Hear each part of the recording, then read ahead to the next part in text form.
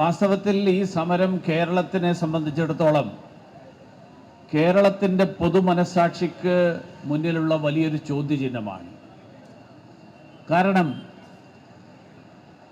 കേരളത്തിലെ പൊതുജനാരോഗ്യ മേഖലയിൽ നമ്മളെല്ലാവരും അഭിമാനിക്കുന്ന ഒരു മേഖലയാണ് കേരളത്തിൻ്റെ പൊതുജനാരോഗ്യ മേഖല. രാജ്യത്തിന് തന്നെ അഭിമാനമായിട്ടുള്ള തരത്തിൽ ആ പൊതുജനാരോഗ്യ മേഖലയെ നിലനിർത്തുന്ന, അതിനു വേണ്ടിയിട്ട് ഒരുപക്ഷെ സ്വന്തം കുടുംബത്തിലെ പോലും വിഷമങ്ങളെ മാറ്റിവെച്ചുകൊണ്ട് നാട്ടുകാരുടെ പ്രശ്നങ്ങൾ, സമൂഹത്തിൻ്റെ പ്രശ്നങ്ങൾ അത് പരിഹരിക്കാൻ വേണ്ടി നടത്തുന്ന ഒരു കൂട്ടം സ്ത്രീകൾ 5 മാസമായിട്ട് കേരളത്തിൻ്റെ തെരുവുകളിൽ, കേരളത്തിൻ്റെ തെരുവോരങ്ങളിൽ, സെക്രട്ടേറിയറ്റിന് മുന്നിൽ സമരം ചെയ്യുന്നു. ആ സമരം കേരളത്തിൻ്റെ പൊതുമനസാക്ഷിയുടെ മുന്നിലുള്ള വലിയൊരു ചോദ്യമാണ്. സർക്കാരിൻ്റെ നിലപാട് നമ്മൾ നേരത്തെ അറിഞ്ഞതാണ്. സർക്കാർ പറഞ്ഞത് ഞങ്ങൾ ഇവരുമായിട്ട് അവർക്ക് വാഗ്ദാനം ചെയ്ത വേതനം നൽകില്ല എന്ന് മാത്രമല്ല, അവരുമായിട്ട് സംസാരിക്കാൻ തന്നെ തയ്യാറല്ല എന്നുള്ളതാണ്.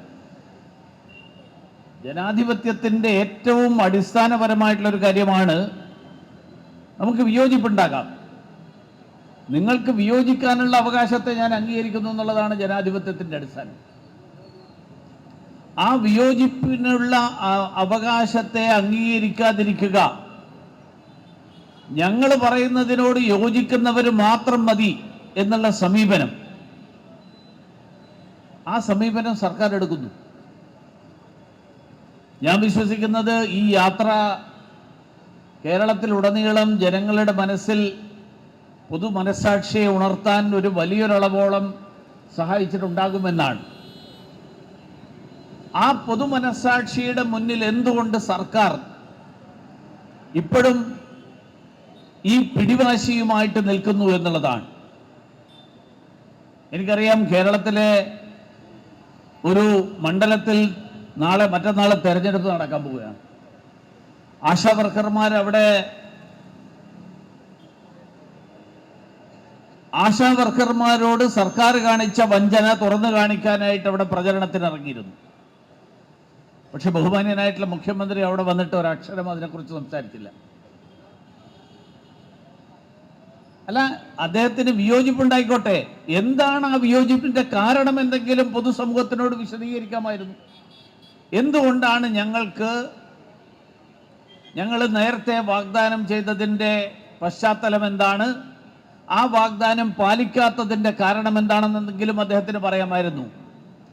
അദ്ദേഹം പാലസ്തീനോട് കാണിച്ച കരുതലിൻ്റെ 100-1 ഈ കേരളത്തിലെ അധ്വാനിക്കുന്ന സ്ത്രീ തൊഴിലാളികളായിട്ടുള്ള ആശാ വർക്കർമാരോട് കാണിച്ചിരുന്നെങ്കിൽ എന്ന് ഞാൻ ആഗ്രഹിക്കുകയാണ്. ഇന്നും ഞാൻ കണ്ടു, നമ്മുടെ ഡൽഹിയിലെ MA ബേബിയൊക്കെ ഉൾപ്പെടെയുള്ള ആളുകൾ പാലസ്തീന് വേണ്ടിയിട്ട് ശബ്ദമുയർത്തുകയാണ്. അങ്ങ് ദൂരെ പാലസ്തീനോട് നമുക്കെല്ലാവർക്കും ഐക്യദാർഢ്യമുണ്ട്. പാലസ്തീനിൽ കഷ്ടപ്പെടുന്ന ആളുകളോട് നമുക്ക് അനുഭാവമുണ്ട്. അവിടെ യുദ്ധം അവസാനിക്കണം എന്നുള്ള കാര്യത്തിൽ ആർക്കും തർക്കമില്ല.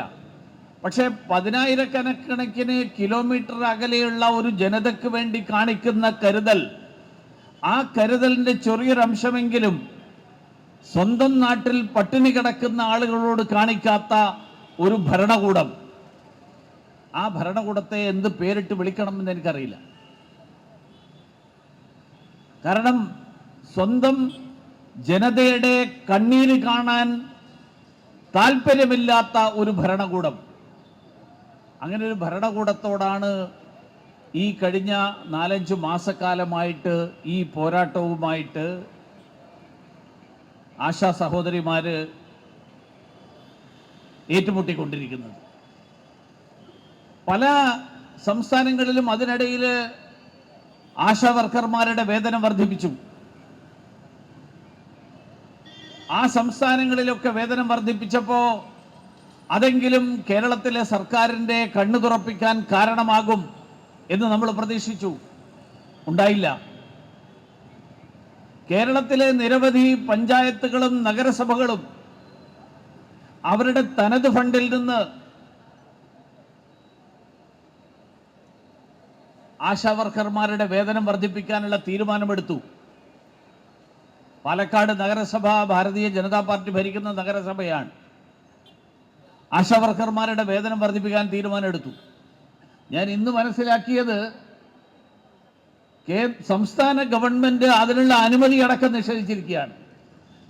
ഞങ്ങളുടെ തനത് ഫണ്ടിൽ നിന്ന് ഈ നാട്ടിലെ ജനങ്ങൾ മുനിസിപ്പാലിറ്റിക്ക് നൽകുന്ന നികുതിയിൽ നിന്ന് ഞങ്ങൾ വേതനം കൊടുക്കാം എന്ന് ഒരു നഗരസഭ അല്ലെങ്കിൽ ഒരു പഞ്ചായത്ത്, ആ പഞ്ചായത്ത് അതിന് സന്നദ്ധരായിട്ട് മുന്നോട്ട് വരുമ്പോൾ അത് കൊടുക്കാൻ പാടില്ല എന്ന് പറയുന്നത്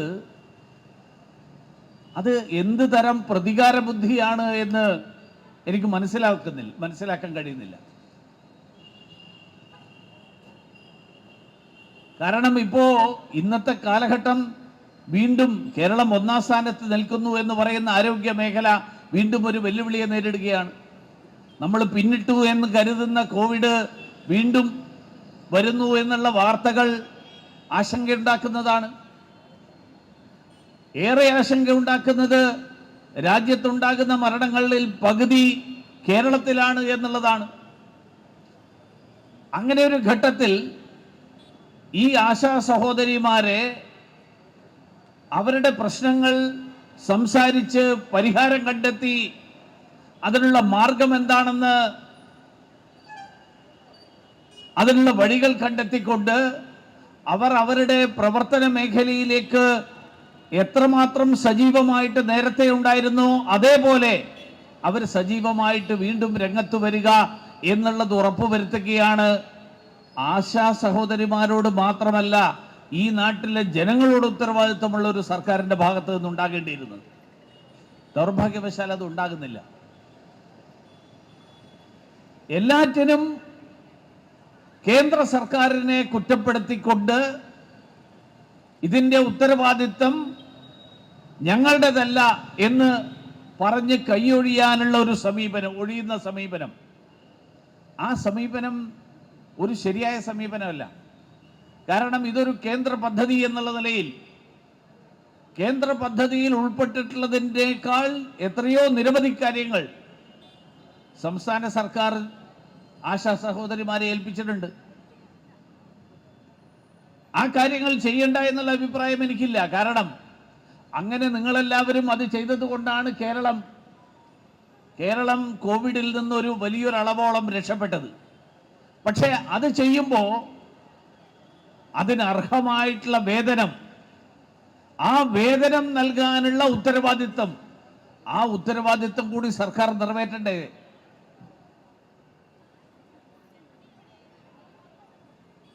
പിരിഞ്ഞു പോകുമ്പോഴുള്ള ഗ്രാറ്റുവിറ്റിയുടെ കാര്യം പല സംസ്ഥാനങ്ങളും 1.5 ലക്ഷം രൂപ ഗ്രാറ്റുവിറ്റി പ്രഖ്യാപിച്ചു. ആന്ധ്രാപ്രദേശ് പ്രഖ്യാപിച്ചു, സിക്കിം പ്രഖ്യാപിച്ചു, പല സംസ്ഥാനങ്ങളും പ്രഖ്യാപിച്ചു. കേരളത്തിലെ സർക്കാർ എടുക്കുന്ന സമീപനം, കാരണം തൊഴിലാളി വർഗ സർക്കാർ എന്ന് അവകാശപ്പെടുന്ന ഒരു സർക്കാരാണ്. തൊഴിലാളികൾ മുന്നോട്ട് വെച്ചിട്ടുള്ള ഈ ആവശ്യത്തോട് ഈ തരത്തിലുള്ള ഒരു നിഷേധാത്മകമായിട്ടുള്ള സമീപനം സ്വീകരിച്ചിരിക്കുന്നത് എന്നുള്ളതാണ് ഏറെ വേദനാജനകമായിട്ടുള്ള കാര്യം. അതുകൊണ്ട് ഞാൻ വീണ്ടും സർക്കാരിനോട് ആവശ്യപ്പെടുകയാണ്. നേരത്തെയും ഈ സമരത്തിൻ്റെ വേദിയിൽ സെക്രട്ടേറിയറ്റിന് മുന്നിൽ പലതവണ എത്താനുള്ള അവസരം എനിക്കുണ്ടായിട്ടുണ്ട്. അന്ന് ഇവരോടൊക്കെ സംസാരിക്കാനുള്ള അവസരം ഉണ്ടായിട്ടുണ്ട്. സർക്കാർ ഈ പിടിവാശി അവസാനിപ്പിക്കണം. ഞങ്ങൾ സമരം ചെയ്യുന്നവരോട് സംസാരിക്കില്ല എന്നുള്ള സമീപനം, എന്നുള്ള നിലപാട്, ആ നിലപാട് അവസാനിപ്പിക്കണം. എന്താണ് നിങ്ങളുടെ പ്രശ്നങ്ങൾ എന്നുള്ളത് സർക്കാരിന് ഇപ്പോഴും മനസ്സിലായില്ലെങ്കിൽ അത് മനസ്സിലാക്കാനുള്ള സന്മനസ് കാണിക്കണം. കാരണം ഗാന്ധിയൻ സമരം, MP മത്തായി സാറ് ഗാന്ധിയൻ ആശയങ്ങളുടെ ദീർഘകാലമായിട്ട് പ്രയോക്താവായിട്ടുള്ള ഒരാളാണ്. ഗാന്ധിജി ബ്രിട്ടീഷ് സാമ്രാജ്യത്തിൻ്റെ കണ്ണു തുറപ്പിക്കാൻ അദ്ദേഹം സഹന സമരത്തിലൂടെ ഗാന്ധിജിക്ക് സാധിച്ചിരുന്നു. ഇവിടുത്തെ സർക്കാരിൻ്റെ കണ്ണു തുറപ്പിക്കാൻ ഈ സഹന സമരം കൊണ്ട് സാധ്യമല്ലാത്തൊരു സ്ഥിതി വരുമ്പോൾ നമ്മൾ ഗാന്ധിജിയെ തന്നെ തള്ളിപ്പറയുകയാണ്. ഗാന്ധിജി കാണിച്ചു തന്ന മാർഗം, ബ്രിട്ടീഷ് സാമ്രാജ്യത്തിൻ്റെ കണ്ണു തുറക്കം ഗാന്ധിജിയുടെ സഹന സമരത്തിലൂടെ സ്വന്തം ബ്രിട്ടീഷ് സാമ്രാജ്യത്തിന് നമ്മളോട് ഒരു പ്രത്യേകിച്ച് പ്രതിപത്തിയൊന്നുമില്ലായിരുന്നു. കാരണം അവർ നമ്മളെ നാട്ടുകാരല്ല, ഏതോ നാട്ടിൽ നിന്ന് വന്ന് നമ്മളെ ഭരിക്കാൻ വന്ന ആളുകൾ. അവർക്ക് ഈ നാട്ടിൽ ആരെങ്കിലും ഒരാൾ പട്ടിണി കിടക്കുന്നതുകൊണ്ട് ഒരു വിഷമം ഉണ്ടാവില്ലായിരുന്നു. പക്ഷെ അവർക്ക് പോലും മനസ്സിൽ അലിവ് തോന്നി. അവരുടെ നാട്ടുകാരനല്ലാത്ത, വെള്ളക്കാരനല്ലാത്ത ഒരാൾ നിരാഹാര സമരം നടന്നപ്പോൾ, സത്യാഗ്രഹം നടത്തിയപ്പോൾ, പക്ഷെ ഈ നാട്ടിലെ സ്വന്തം സഹോദരി സഹോദരന്മാർ പട്ടിണി കിടക്കുന്ന സാഹചര്യത്തിൽ പോലും ഈ നാട്ടിൻ്റെ ഭരണാധികാരികളായിട്ടുള്ള ആളുകളുടെ കണ്ണു തുറക്കുന്നില്ലെങ്കിൽ, മനസ്സലിയുന്നില്ലെങ്കിൽ അതെന്തൊരു മനസ്സാണ് എന്നുള്ള കണ്ടെത്താൻ കഴിയാത്തൊരു ചോദ്യം, ഉത്തരം കണ്ടെത്താൻ കഴിയാത്ത ചോദ്യമാണ് എൻ്റെ മനസ്സിൽ ഉയർന്നത്.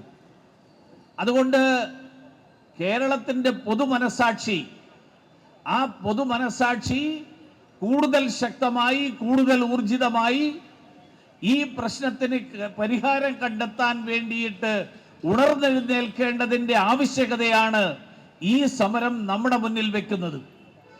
കാരണം സ്ത്രീ തൊഴിലാളികളായിട്ടുള്ള ആളുകൾ 5 മാസക്കാലം, ഫെബ്രുവരി മാസം 5-ാം തീയതി തുടങ്ങി ഇതാ ജൂലൈ മാസം 5-ാം തീയതി ആകാൻ പോകുന്നു. ഏതാണ്ട് 5 മാസക്കാലം, 4.5 മാസക്കാലത്തിലേറെ ഈ സമരം ഇത്രയും ഊർജിതമായി മുന്നോട്ട് പോയിട്ടും സർക്കാർ അക്കാര്യത്തിൽ വിട്ടുവീഴ്ചയില്ലാത്ത സമീപനം, ആ സമീപനം സ്വീകരിക്കുന്ന നിലപാട് തിരുത്തിക്കാൻ ആവശ്യമായിട്ടുള്ള പിന്തുണ കേരളത്തിൻ്റെ പൊതുസമൂഹത്തോട് അഭ്യർത്ഥിച്ചുകൊണ്ട് ഈ സമരത്തോടൊപ്പം സമരത്തിനോടുള്ള ഐക്യദാർഢ്യം പ്രഖ്യാപിച്ചുകൊണ്ട് ഈ സമരത്തിൻ്റെ ആവശ്യങ്ങൾ നിറവേറ്റാൻ വേണ്ടിയിട്ടുള്ള എല്ലാ നടപടികൾക്കും പിന്തുണ പ്രഖ്യാപിച്ചുകൊണ്ട് ഞാൻ എൻ്റെ വാക്കുകൾ അവസാനിപ്പിക്കുന്നു. എല്ലാവർക്കും ഒരിക്കൽ കൂടി ഐക്യദാർഢ്യം പ്രഖ്യാപിക്കുന്നു. Subscribe to One India and never miss an update.